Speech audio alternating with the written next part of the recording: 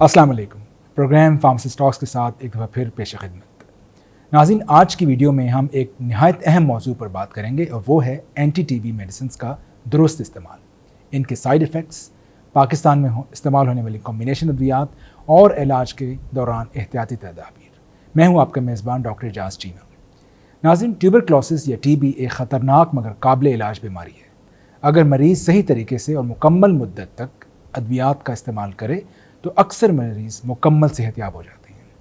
World health organisation WHO और CDC यानी centre of disease control के मुताबिक टीबी के इलाज में सबसे अहम चीज़ अद्वियात का बाकायदगी से इस्तेमाल, मुकम्मल कोर्स और इलाज के दौरान मुसलसल निगरानी या मॉनिटरिंग है।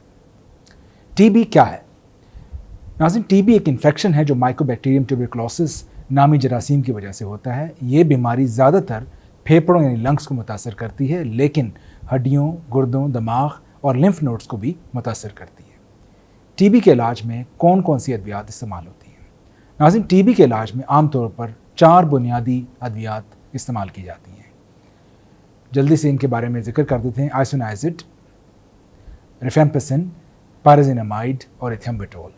इन 4 अद्वियात को मिलाकर HRZE रेजिमेन कहा जाता है। ये पूरी दुनिया में इस्तेमाल होने वाला स्टैंडर्ड टीबी ट्रीटमेंट है। नाज़रीन, सबसे पहले बात करते हैं पाकिस्तान में इस्तेमाल होने वाली combination TB medicine. National TB programme और डॉट्स यानी कि directly observe short therapy course centres में अमूमी तौर पर फिक्स डोज कॉम्बिनेशन यानी एक ही गोली में कई अद्वियात शामिल होती हैं और यही प्रिस्क्राइब की जाती हैं। और इन कॉम्बिनेशन में यूजुअली HRZ यानी कि आइसोनाइज़िड प्लस रिफेम्पिसिन प्लस पायराज़िनामाइड प्लस इथेम्बुटोल, तो ये सब मिलाकर एक कॉम्बिनेशन बनता है।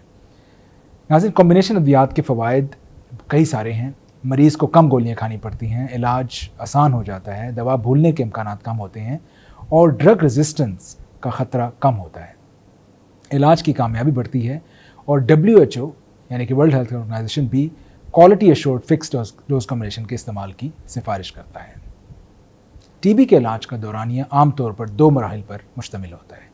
नंबर 1, इंटेंसिव फेज़ यानी कि पहले 2 माह। इस दौरान HRZE, जिसका ऑलरेडी हम जिक्र कर चुके हैं, इस्तेमाल होती है और जिसका मकसद जरासीम को तेज़ी से ख़त्म करना और मरीज़ों के लिए दूसरों के लिए लेस या कम इन्फेक्शियस बनाना। नंबर 2, कंटिन्यूएशन फेज़ है जो कि अगले 4 माह में इस दौरान 2 अद्वियात HR इस्तेमाल होती हैं और जिसका मकसद बाकी के जो बचे जरासीम को ख़त्म करना और बीमारी के दोबारा होने से बचाना है। यानी मुकम्मल इलाज अमूमी तौर पर 6 माह पर मुश्तमिल होता है।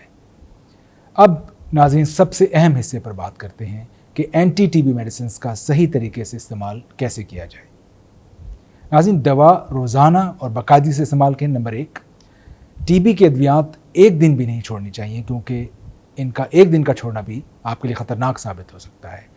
गलत इस्तेमाल से इलाज नाकाम हो सकता है और जरासीम रेजिस्टेंट हो सकते हैं, जिसको आप मल्टी ड्रग रेजिस्टेंस टीबी होने के भी चांस होते हैं। नंबर 2, दवा मुकर्रर वक्त पर लें।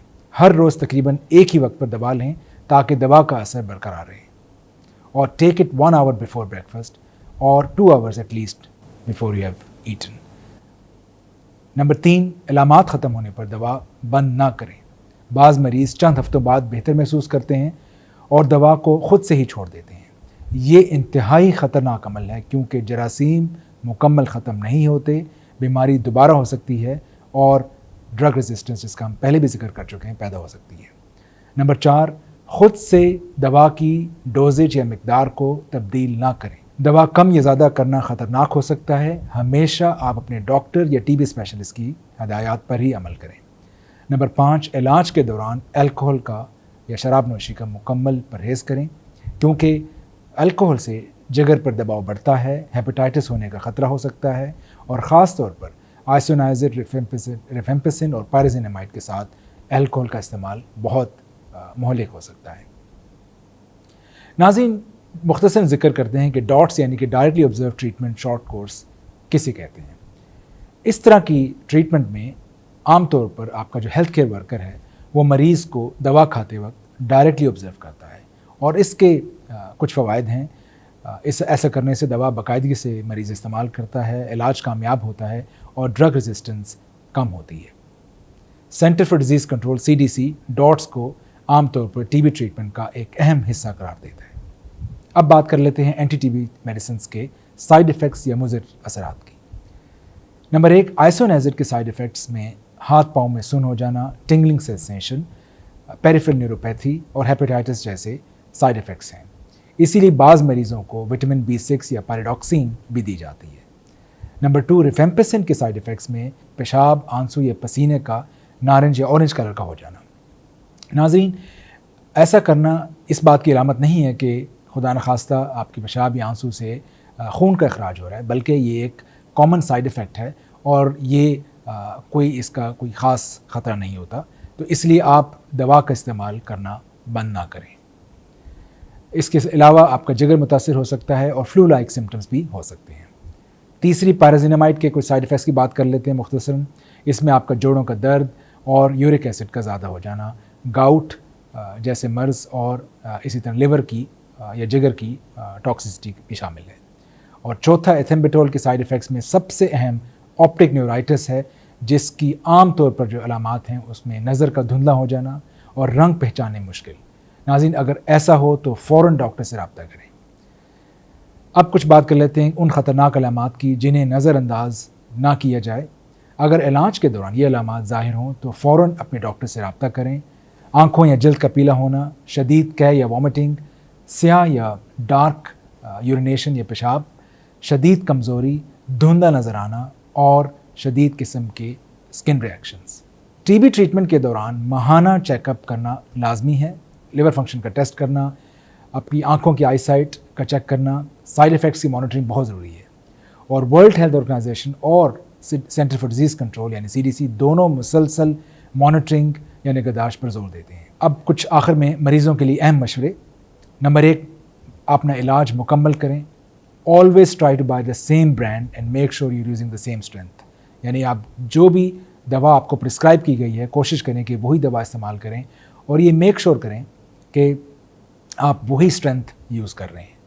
اس کے ساتھ ساتھ اپنا فالو اپ مس نہ کریں اور دوا کو بالکل مس نہ کریں۔ سیلف میڈیکیشن کو مکمل گریز کریں اور سائیڈ ایفیکٹس جن کا ہم آلریڈی ذکر کر چکے ہیں فوراً اپنے ڈاکٹر کو رپورٹ کریں۔ اس کے ساتھ ساتھ ایک بیلنس ڈائٹ کا استعمال کریں۔ اینٹی ٹی بی میڈیسنز اگر صحیح طریقے سے استعمال کی جائیں تو ٹی بی مکمل طور پر قابل علاج بیماری ہے، لیکن علاج کا ادھورا چھوڑنا، بے قاعدگی یا خود سے دوا بند کرنا انتہائی خطرناک ثابت ہو سکتا ہے۔ اپنی ادویات باقاعدگی سے استعمال کریں، ڈاکٹر کی ہدایت پر عمل کریں اور مکمل علاج ضرور کریں۔ ناظرین، امید ہے کہ یہ معلومات آپ کو مفید لگی ہوں گی۔ ان معلومات کو دوسروں تک بھی پہنچائیں اور دیکھتے رہیے پروگرام فارماسسٹ ٹاکس۔